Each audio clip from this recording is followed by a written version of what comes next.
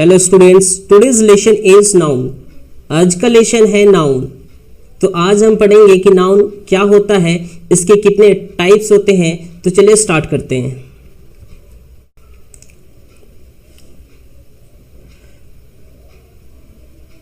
All words which we used in a sentence as a name, person, place or thing etc.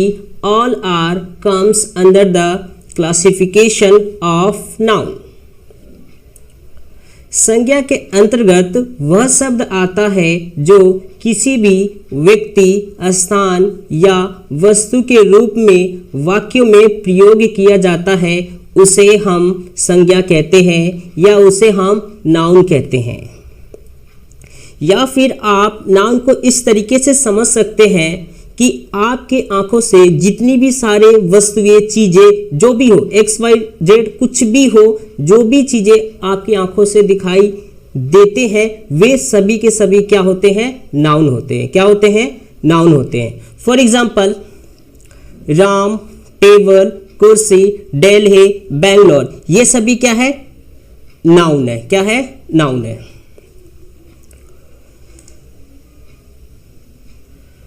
Types of noun, noun के प्रकार।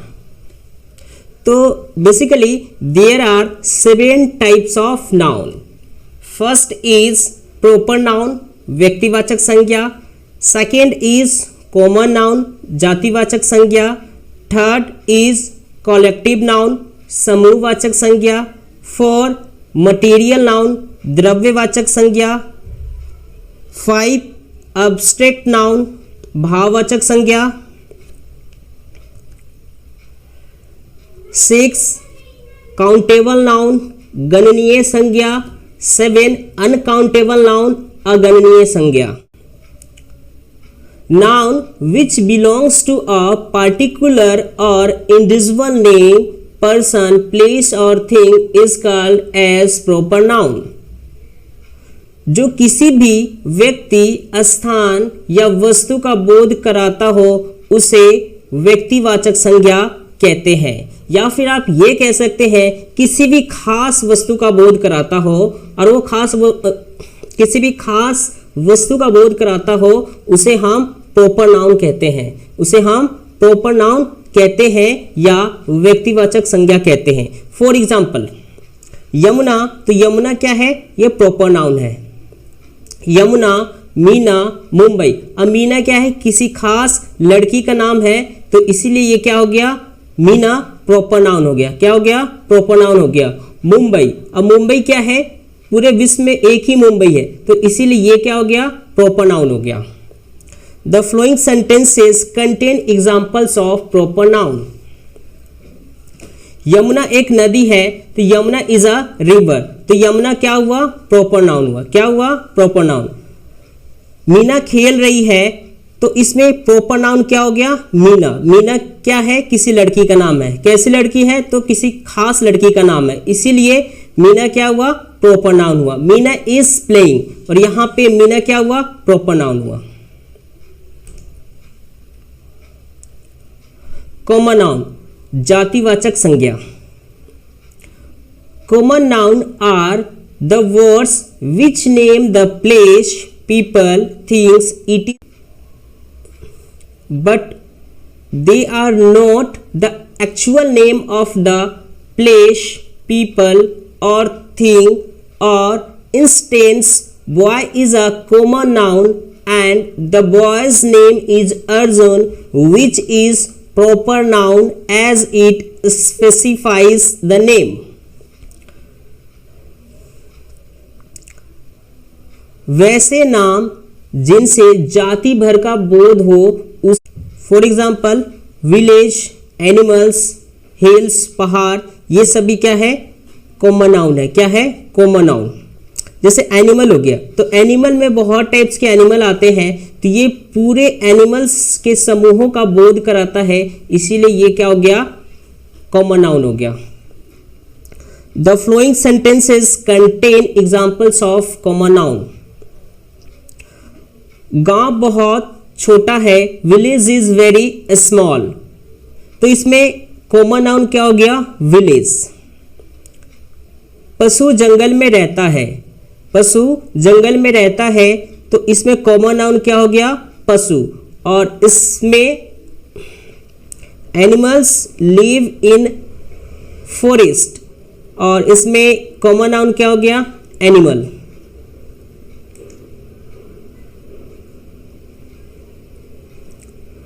Collective noun समूहवाचक संज्ञा।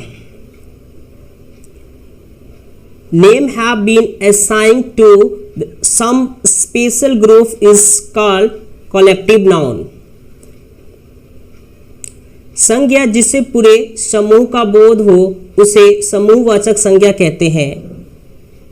For example crowd, bunch मतलब गुच्छा, तो ये क्या हो गए? ये कलेक्टिव नाउन हो गए, क्योंकि ये पूरे समूह का बोध कराता है, इसीलिए ये कलेक्टिव नाउन है। जैसे मॉल में बहुत भीड़ है, तो यहाँ पे भीड़ क्या हो गया? कलेक्टिव नाउन हो गया। मॉल इज फुल्ली क्राउड, और इसमें कलेक्टिव नाउन क्या हो गया? क्राउडेड। क्या हो गया? क्राउडेड। अंगूर का गुच्छा, तो इसमें कलेक्टिव नाउन क्या हो गया? गुच्छा। बंच ऑफ ग्रेप्स, और इसमें कलेक्टिव नाउन क्या हो गया? बंच। क्या हो गया? बंच।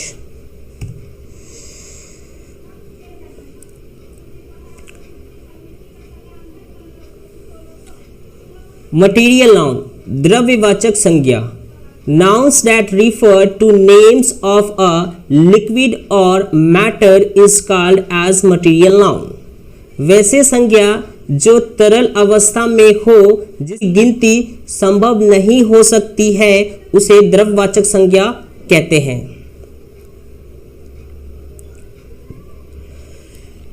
द्रव्यवाचक संज्ञा वे संज्ञा होते हैं जो एक वस्तु से अनेक सारे वस्तु या अनेक वस्तु बनाई जा सकते हैं।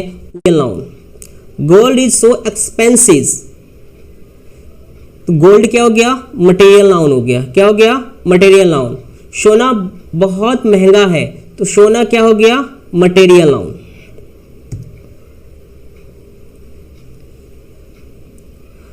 अब्स्ट्रैक्ट नाउन भाववाचक संज्ञा। Abstract noun is the word which is used as the name of quality, action, that quality and action is considered as an object is called abstract noun. वैसे संज्ञा जिसका रूप और आकार नहीं होता है, केवल गुण का आभास होता है, उसे समूहवाचक संज्ञा कहते हैं। For example beauty, kind, honest. Beauty, kind, honest, सुंदर, दयालु, ईमानदार, ये सभी क्या है? अब्स्ट्रैक्ट नाउन है। क्या है? अब्स्ट्रैक्ट नाउन है। मीन्स ऐसे नाउन जिसे आप फील कर सकते हैं, दिखा नहीं सकते, ऐसे नाउन जो होते हैं आपके अब्स्ट्रैक्ट नाउन होते हैं। क्या होते हैं? Abstract noun. For example Reena बहुत सुंदर है, तो यहाँ पे अब्स्ट्रैक्ट नाउन क्या हो गया? सुंदर। क्या हो गया? सुंदर। रीना इज वेरी ब्यूटीफुल, और इस सेंटेंस में अब्स्ट्रैक्ट नाउन क्या हो गया? ब्यूटीफुल। राम बहुत ईमानदार है, और इस सेंटेंस में ईमानदार क्या हो गया? Abstract noun. Ram is very honesty, और इसमें इस सेंटेंस में अब्स्ट्रैक्ट नाउन क्या हो गया? ऑनेस्टी।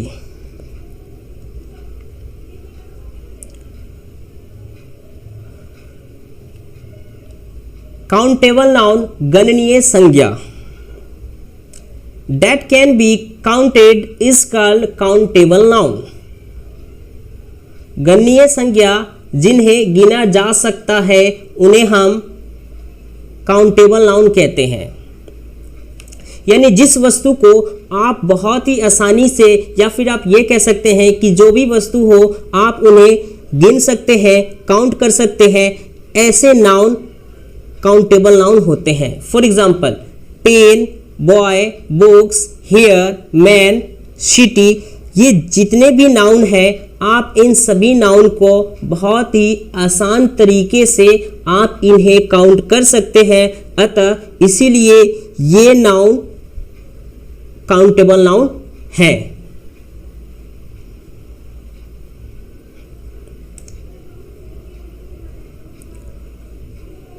अनकाउंटेबल नाउन, अगणनीय संज्ञा, that can't be counted is called uncountable noun. अनगणनीय संज्ञा जिन्हें गिना नहीं जा सकता है, ऐसे संज्ञा को हम अनकाउंटेबल नाउन कहते हैं, जिन्हें हम गिन नहीं सकते। फॉर एग्जाम्पल, मिल्क दूध, ऑनेस्टी ईमानदार, लव प्यार, मनी पैसा, शुगर चीनी, डेली दिल्ली, हेट घृणा, ये जितने भी नाउन हैं ये सभी अनकाउंटेबल नाउन है। इन्हें आप काउंट नहीं कर सकते हैं, इन्हें आप गिन नहीं सकते हैं, इसीलिए ये सभी नाउन अनकाउंटेबल नाउन होते हैं।